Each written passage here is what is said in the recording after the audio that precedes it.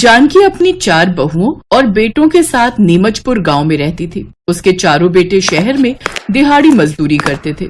एक रोज, मेरी तो समझ में कुछ नहीं आ रहा माँ जी, शहर में उन चारों भाइयों की नौकरी भी छूट गई है। ऐसे में हम लोगों का गुजारा करना बहुत मुश्किल हो जाएगा। 2 महीने का किराया देना बाकी है लाला का, सब कैसे होगा? तू चिंता मत कर बहू, कुछ न कुछ गुजारा हो ही जाएगा। वो लोग ये बातें कर ही रहे थे कि तभी लाला उनके दरवाजे पर आ खड़ा होता है। पैसे तो मैं लेकर ही रहूंगा तुमसे, चाहे मुझे तुम्हारे हलक में हाथ डालकर ही पैसे क्यों ना निकालने पड़े। इस महीने के मिलाकर पूरे 12,000 हो गए। मुझे मेरे पूरे पैसे अभी दो, नहीं तो ये घर खाली करो। ऐसा मत कीजिए लाला जी, अभी माँ जी की तबीयत भी ठीक नहीं है और सुनीता दीदी भी पेट से है। बाहर बरसात का मौसम वैसे ही है, ऐसे में हम कहाँ जाएंगे? हाँ मालिक, अभी हमारे पतियों की नौकरी भी छूट गई है, वो नई नौकरी ढूंढ रहे हैं। जैसे ही मिल जाएगी हम आपके पैसे लौटा देंगे। हमें बस कुछ दिन की मोहलत दे दीजिए, हम आपके पैर पकड़ते हैं। वो दोनों बहुएं उसके पैर पकड़ लेती हैं। लाला उन्हें हफ्ते भर की मोहलत देकर चला जाता है।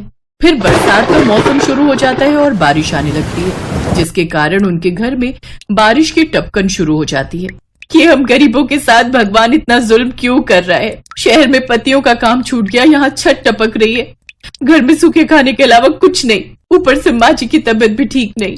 हफ्ता पूरा होने में सिर्फ 3 दिन बाकी है और अभी तक पैसों का जुगाड़ नहीं हो पाया है। मेरा दिल बहुत घबरा रहा है, ऐसा लग रहा है जैसे कुछ गलत होने वाला है। आप परेशान मत होइए जेठानी जी, ये आपके लिए ठीक नहीं, अब जो होगा ऊपर वाला ही करेगा। ऐसे ही 1 हफ्ता बीत जाता है। लाला फिर घर में आकर बखेड़ा कर देता है। चारों बहुएं उसके सामने हाथ जोड़ती हैं, लेकिन वो उसकी एक नहीं सुनता और उनको घर से निकाल देता है। बाहर तेज बारिश हो रही थी। चारों बहुएं अपनी बूढ़ी सास का हाथ थामे सड़क पर चल रही होती हैं। अब हम कहाँ जाएंगे? माँ जी की तबीयत पहले से ही खराब है, ऊपर से सुनीता भाभी भी गर्भवती है। इन दोनों के लिए यूँ बारिश में ज्यादा देर तक रहना ठीक नहीं। तुम ठीक कहती हो, और मुझसे अब ज्यादा चला भी नहीं जा रहा। जल्दी से कोई जगह देख लो। हाँ बहू, जल्दी से कहीं सर ढकने की जगह ढूंढो, नहीं तो मैं मर जाऊंगी। अब घबराओ नहीं, हम कुछ न कुछ सोचते हैं। कुछ दूर चलने पर उन 5 को सामने मंदिर दिखाई देता है। अरे वो देखो मंदिर, चलो अभी के लिए इस बारिश से बचने के लिए हम सब वहीं चलते हैं। अब वो 5 वहाँ चली जाती हैं। कुछ देर वहाँ बैठती हैं कि तभी वहाँ पंडित आ जाता है। अरे ओ, ये धर्मशाला नहीं है कोई जो डेरा जमा कर बैठ गई, चलो भागो यहाँ से। पंडित जी, इस बारिश में कुछ देर बैठने दीजिए ना, कुछ तो इंसानियत दिखाइए। कहाँ ना निकलो, नहीं तो धक्के मारकर निकाल दूंगा। वो चारों अपनी बूढ़ी सास को लेकर वहाँ से चली जाती हैं। अब मुझसे और नहीं चला जाता, मुझे बहुत जोरों की भूख भी लगी है, कहीं से कुछ सूखी रोटी ही खाने को मिल जाए। अपनी सास की लाचारी देख चारों बहुओं को रोना आ जाता है और वो चारों यहाँ वहाँ खाने की कुछ चीज ढूंढती हैं। तभी उनकी नजर सामने एक ढाबे पर जाती है, जहाँ ढाबे पर काम करने वाला खाना खाने के बाद बाकी बचा हुआ खाना कूड़ेदान में डाल दे रहे थे। गरिमा और छाया जल्दी से जाकर उसमें से कूड़ेदान का खाना निकाल कर ले आती है। फिर एक पेड़ के नीचे बैठकर वो सभी खाने लगती है। हे ऊपर वाले, तू हमें ऐसे दिन भी दिखाएगा, हमने सोचा न था। सच में आज एहसास हो रहा है गरीब होना भी किसी बद्दुआ से कम नहीं है। वो सभी बारिश में भीग चुकी थी, जिस वजह से अब उन्हें छींकें भी आने लगी। कुछ देर बाद वो सभी चलते चलते एक सीमेंट की पाइप में जा बैठती हैं और बारिश थमने का इंतजार करने लगती हैं। अब वो सभी कभी कचरे से फेंका हुआ खाना खाती हैं, तो कभी किसी होटल के बाहर पड़ी जूठन। ऐसे कुछ दिन बीत जाते हैं। इधर शहर से भी उनके पतियों की कोई खबर नहीं आती। जैसे तैसे वो कुछ दिन बिताते हैं। फिर एक रोज सुनीता के पेट में तेज दर्द उठने लगता है। माँ जी, पेट में बहुत दर्द हो रहा है। हे भगवान, लगता है बहू का प्रसव का समय शुरू हो गया है। पाइपलाइन में बैठी सुनीता दर्द से तड़प रही थी।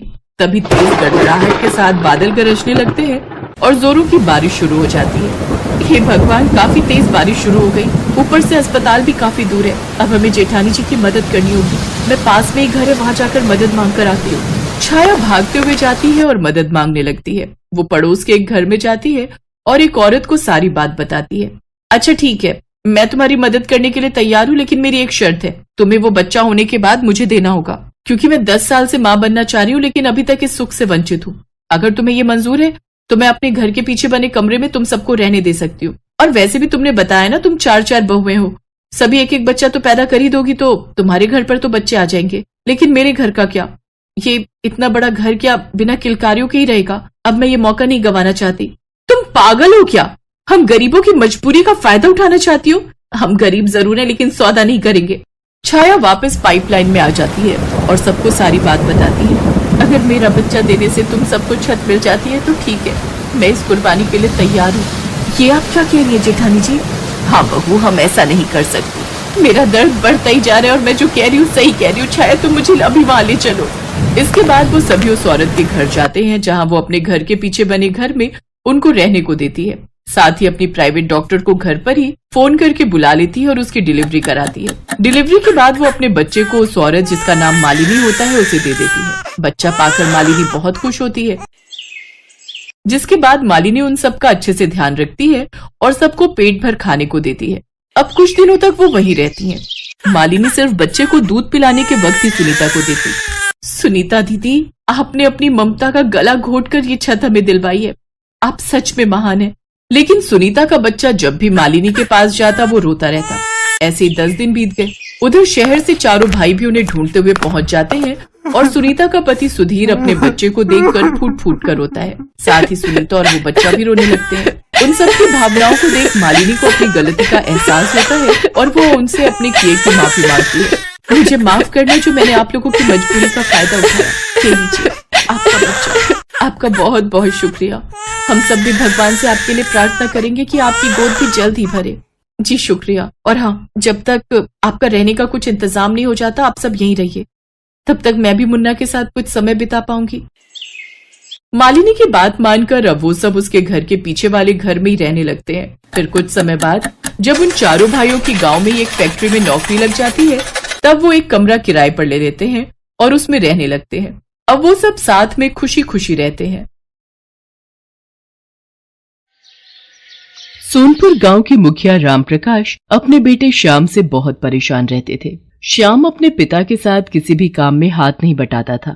बस सारा दिन इधर उधर दोस्तों के साथ घूमते रहना और खाली समय मिले तो सोते रहना। रामप्रकाश को इसी बात की चिंता रहती थी कि श्याम पर कभी गांव को संभालने की जिम्मेदारी आई तो वो कैसे उस जिम्मेदारी को संभाल पाएगा। इसीलिए एक दिन गुस्से में आकर रामप्रकाश श्याम से बोला, श्याम, तू कब तक इस तरह निठल्ला बनकर घूमता रहेगा? तेरी उम्र के बच्चे शहर जाकर बड़ी बड़ी नौकरियां कर रहे हैं या फिर अपने पिता के साथ गांव की पंचायत में बैठते हैं।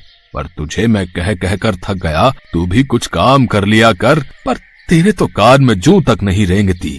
मैंने फैसला किया है, अब तुम गांव में तभी आओगे जब कुछ काम धंधा सीख जाओगे। अरे कैसी बातें कर रहे हो? अकेला लड़का कहाँ कहाँ भटकेगा? माँ, मुझे नहीं जाना कहीं भी। मैं पतंग उड़ाने बबलू के घर जा रहा हूँ। खबरदार जो पतंग उड़ाने गए। मैंने कह दिया सो कह दिया।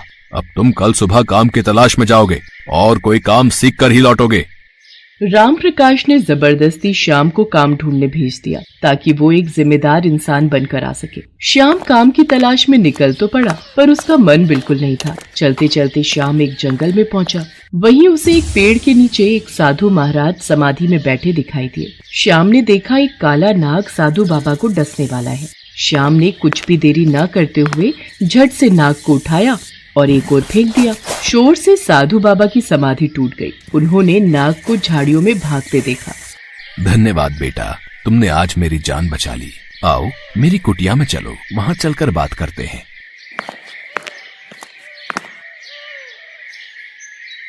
बाबा, आपकी कुटिया तो बहुत सुंदर है। ये तो बांस से बनी हुई है। बेटा, ये बांस की कुटिया मैंने स्वयं बनाई है। बांस को जोड़ जोड़ कर बहुत मेहनत से मैंने इसे तैयार किया है। बाबा, क्या मैं कुछ दिन यहाँ आपके पास रह सकता हूँ? हाँ हाँ बेटा, बिल्कुल रह सकते हो। श्याम उन साधु बाबा के साथ ही रहने लगा। वो साधु बाबा की बहुत सेवा करता था। वहाँ पर श्याम ने बांस से घर बनाना सीखा। एक दिन साधु बाबा श्याम से बोले, श्याम बेटा, अब मुझे यहाँ से दूसरे स्थान पर जाना है। अब तुम्हारा भी अपने गांव लौटने का निश्चित समय आ गया है। पर बाबा, मुझे तो मेरे पिताजी ने कहा था जब तक मैं कोई काम धंधा नहीं ढूंढ लेता तब तक मैं गांव वापस नहीं जा सकता। काम तो तुमने सीख लिया बेटा। तुमने बांस के घर बनाने सीखे हैं, वो भी बहुत मेहनत का काम है। अब तुम अपने गांव जाना और वहां पर तुम जल्दी ही बांस के घर बनाना शुरू कर देना। बस यही तुम्हारा काम है। एक दिन ये बांस के घर तुम्हारे बहुत काम आएंगे। श्याम साधु बाबा से विदा लेकर वापस गांव पहुंच जाता है और अगले दिन बांस मंगवाकर पूरे गांव में बांस के घर बनाने शुरू कर देता है। पता नहीं इस लड़के को मैंने काम धंधा ढूंढने भेजा था, पर ये तो बांस के घर बनाने में लग गया है। देखने में घर कितने सुंदर और मजबूत हैं। पर ये घर किस काम के? यहाँ कौन रहेगा? है? गांव में सबके अपने अपने घर, अपनी जमीन जायदाद है, और ये फिजूल की मेहनत कर रहा है। श्याम कुछ ही दिनों में पूरे गांव में जगह जगह बांस के घर बना लेता है। मॉनसून आ चुका था और सोनपुर गांव में कई दिनों से मूसलाधार बारिश हो रही थी। एक शाम पानी का बहाव तेज हो गया, जिससे सोनपुर गांव के पास वाली नदी में पानी का स्तर ऊपर तक आ गया, जिस कारण सोनपुर गांव बाढ़ की चपेट में आ गया। सोनपुर के साथ साथ आसपास के बहुत से गाँव बाढ़ में डूब रहे थे। सोनपुर गाँव के लोग हाहाकार मचाने लगे। तभी उन्हें गाँव में बने बांस के घर दिखाई दिए, जो काफी ऊंचे बने हुए थे, और उन बांस के घरों की छत तक बाढ़ का पानी नहीं पहुंच रहा था। पूरे गांव ने बाढ़ से बचने के लिए श्याम के द्वारा बनाए गए बांस के घरों में शरण ली। राम प्रकाश भी अपने बेटे श्याम और अपनी पत्नी के साथ उसी बांस के घर में शरण लेता है। बाबू, मुझे साधु बाबा ने बोला था कि वक्त आने पर ये बांस के घर बहुत काम आएंगे, और आज हमारा पूरा गाँव बाढ़ की चपेट में आ गया है। गाँव में एक एक घर बाढ़ में डूब गया है, पर ये बांस के बने घर नहीं डूबे। हमारा पूरा गांव सुरक्षित है। हाँ श्याम बेटा, तूने तो सचमुच अपने गांव के लिए जो किया है वो मैं भी नहीं कर सकता। मुझे तुझ पर गर्व है मेरे बच्चे। कई दिनों तक गांव के लोग आराम से बांस के बने घर में रहते रहे। फिर सब कुछ ठीक हो गया। गांव वालों ने श्याम की बहुत तारीफ की। आसपास के गांव वालों ने जब इस बात को सुना तो वो भी बांस के बने घर देखने के लिए आने लगे। राम प्रकाश जी, आपका बेटा तो बहुत होनहार है। ये बांस के घर बनाकर उसने सचमुच आपके गांव को सुरक्षित कर दिया। हम चाहते हैं श्याम हमारे गांव में भी ऐसे ही बांस के घर बना दे, ताकि बाढ़ आने पर हमारे गांव वाले भी सुरक्षित रहें। जितनी भी लागत लगेगी वो तुम ले लेना श्याम बेटा, पर हम सब के गाँव में तुम ऐसे ही बांस के घर बनाने का काम शुरू करवा दो। ठीक है, मैं कल से ही और लोग अपने साथ मदद के लिए ले लेता हूँ, और आप लोग चिंता मत कीजिए, मैं सभी गांव में बांस के घर बनवा दूंगा। भला हो उन साधु बाबा का, जिन्होंने मेरे बच्चे को इतना मेहनती बनाने में मदद की। आप सही कह रहे हो। हमारे श्याम ने सचमुच बहुत अच्छा काम किया है। श्याम के द्वारा बनाए बांस के घर दूर दूर तक मशहूर हो गए। बहुत से गांव के मुखिया अपने गांव में बांस के घर बनवाने लगे। धीरे धीरे श्याम का बांस के घर बनाने का काम एक व्यापार में बदल गया, और उसने इस काम में बहुत तरक्की की। श्याम ने मन ही मन उन साधु बाबा को धन्यवाद दिया, जिनके कारण उसे ये सफलता मिली थी।